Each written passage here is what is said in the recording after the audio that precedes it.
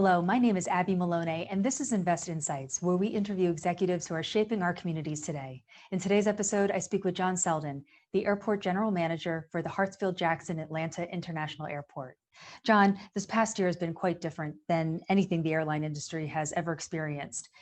Walk us through what it was like to enter 2020 and what were the expectations, and how the airport continued to adapt and innovate in the early months of the pandemic.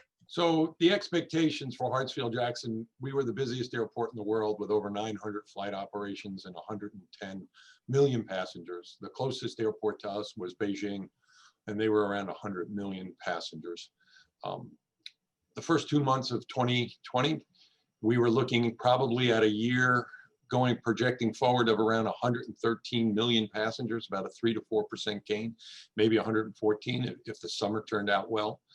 And we were rolling.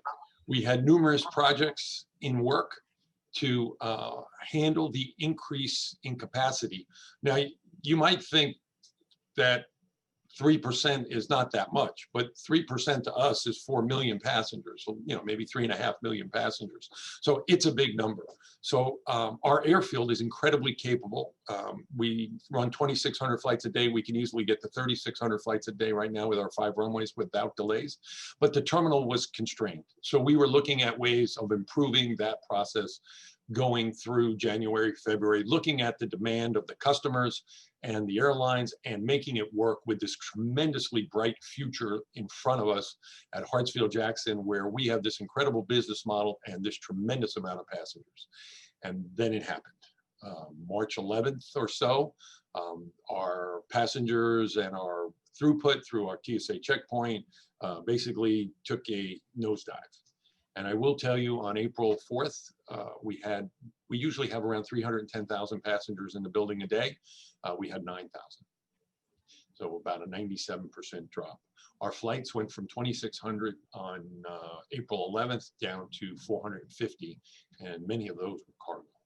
So that's the stage we were on. We were rocketing to, again, being the busiest airport in the world, and growing in flights, and gauge of our airplanes were getting bigger. The little regional jets were leaving. Atlanta was becoming even more of an important base to the national airspace. And then the bottom fell out, and we didn't know what to do at that point. We had it. I'm an ex-Navy guy. The enemy was invisible. Nobody's wearing a uniform. The enemy wasn't wearing a uniform. They weren't carrying guns, and we didn't know how to fight this battle. And it took us a while to figure it out, but we are slowly regaining our customers, their confidence, and pent-up demand is there. So we really believe that the things we've put in place and with our partners at the airlines and the TSA and the FAA are helping recover the industry here. And Hartsfield-Jackson is a tremendous, and most airports are economic engines for their cities. And we have restarted that engine. John, how have the past months affected the airport's 2030 master plan? Good question, Abby. And that question, I think, is asked most of where we're going. And here at Hartsfield-Jackson, we do have the crystal ball. I will tell you that of the future. And we are going all out. Every project we had on the drawing board that was started is going forward. And as a matter of fact, many have accelerated. Due to the reduction in our passengers, right now we are running somewhere almost 38 to 40% of what we normally have in passengers and traffic. But our flights are up around 65%, and we'll talk about that maybe a little later. But with the reduction in the number of passengers and the operations, we have been able to, instead of doing construction from midnight to 5 a.m., we now can do construction from 10 to 6, okay? So we're getting more hours out of our construction, which is accelerating our expansion of our 5-gate security checkpoint. We're building pedestrian bridges to connect to our parking garages that will reduce the impact on our traffic. And we are building 5 additional gates. All of those projects are accelerating. All the rest of the projects are also going forward. End-around taxiways for efficiency of the airport, because we believe, as the hub of Delta and its hometown, that we will be one of the places that are going to recover first and back to the way we were, because that business model was so profitable. And that business model here at Hartsfield-Jackson is why Delta was so profitable. And the airlines that operate out of here are so profitable. Our cost per enplanement is incredibly low. And the airlines are able to make the most money per passenger here in Hartsfield-Jackson. That's why we have 193 gates and we don't have any spares. Every gate was used prior, and we believe we're going to get there, and we believe we're going to get back to even a better position. The three large hub airports in the country, Atlanta, Dallas, and Denver, are the three airports that are recovering the fastest, because that hub and spoke is very efficient for our airline partners to feed their airplanes, especially when demand is down. John, you just mentioned that passenger traffic might be down, but the airline traffic is up. Can you explain? Our friends and partners in our airlines, 85% of the airlines that fly out of Hartsfield-Jackson are Southwest and Delta. And Southwest is only loading their plane to 60%, and Delta is keeping the middle seat open. With that, you're going to require more planes than normal, because the airplane's only 2/3 full, to move those passengers. So instead of having 40% of the passengers and 40% of the flights that we used to have, we now have 40% of the passengers, but 60% of the flights to accommodate that travel demand. And that's a good sign. And I believe you'll see in November, it will even get better as international travel starts to creep its way back in going forward.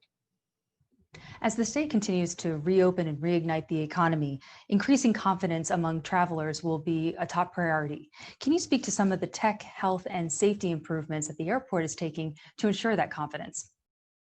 I think everybody's well aware at this point in time that this device is probably the #1 device. And I will tell you, when we first implemented mandatory masks here at Hartsfield-Jackson, most of our customers wore their mask like this.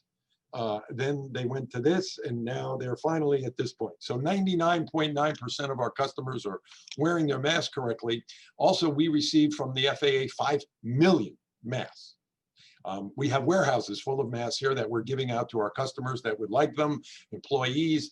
So the mask is #1 for us here, for sure. But we've also implemented numerous other safety and cleaning protocols. Our airline partners are fogging their planes with electrostatic spray. They're fogging the jet bridges in between every flight. We're cleaning the seating. We have social distancing in our hold rooms, in our seating. We have social distancing stickers everywhere there's a queue, from concessions to waiting for the train, to the TSA checkpoint, to the ticket counters. Secondly, every time you're going to interface with somebody, there'll be a plexiglass counter there. Thirdly, anytime you touch anything, we have a hand sanitizer. If it's the bottom of an escalator, an elevator, going through the checkpoint, getting off the train, there are over 420 hand sanitizers in this building now that have IoT in them. So when they get low, the team can go out and refill them, and we keep that going. Secondly, we're deep cleaning this terminal every night. Every night we are deep cleaning our terminal, and we're fogging all of the trains every night here that operate. So we've done quite a bit to keep this airport safe, but we really need to get the message out to instill that customer confidence. So we have announcements going on, we have signage, and we're going out into the community with briefings to business leaders and communities, and magazine interviews and newspaper interviews of all the things we're doing here at Hartsfield-Jackson to regain our customers' confidence. And how is the hashtag ATL Strong a part of this? So that has everything we're doing listed in one website, because I can't remember it all. And it really is interesting, because ATL.com is the place where you can find where our restaurants are open, the times they're open, what the wait is at the TSA checkpoint, your flights. And oh, by the way, you now can find out all of the things to make you feel comfortable when you go to Hartsfield-Jackson and fly. So it really is an important step to provide that reinforcement to the customer that we have one place where you can get all the information you need prior to travel. They say that crisis breeds opportunities. Can you speak to some of the opportunities that you see in a post-pandemic landscape? Great question, because there's always a silver lining to every crisis. You learn and you move forward. This crisis has taught us a couple things. And it taught us that, say, in 3 or 4 years, we get back to where we are at 110 million passengers, or 120 million passengers.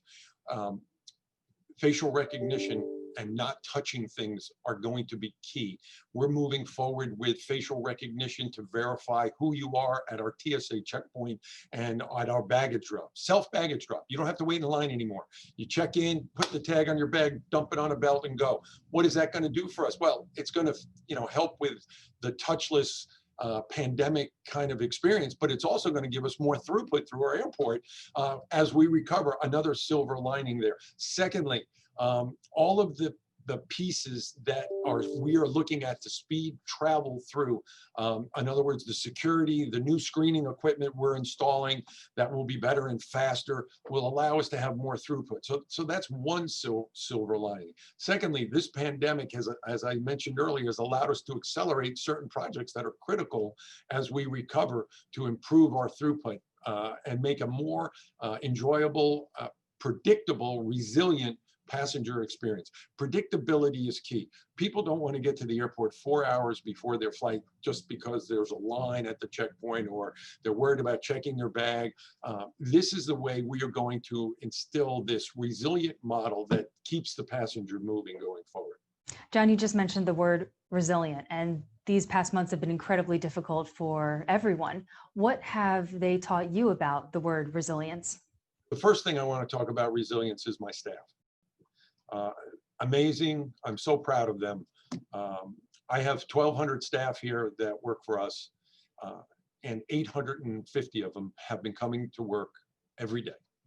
Mission critical, maintenance, operations, police, fire, customer service, just on the front line, serving the customer, keeping the airport operational, one from a cargo perspective, so people can get the consumable items they need, whether it be PPE or food, support Amazon. We have additional Amazon flights going on, e-commerce, and of course, passenger travel. There's many people who have been, and especially in the early stages, we had many doctors and nurses traveling through Atlanta, Hartsfield to support New York and LA.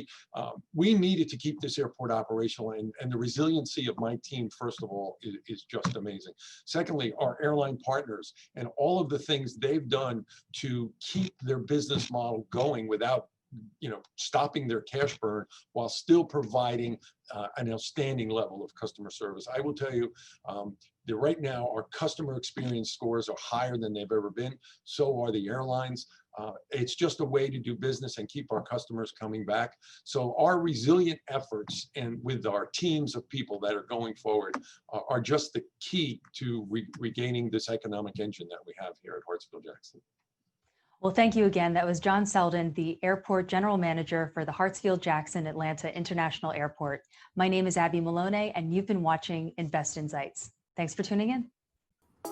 Hey everyone, don't forget to like this video and subscribe to our channel so that you can stay up to date on the latest business trends from our knowledgeable experts. Be sure to check out the description below for more information on the segment you just watched. Thanks for tuning in.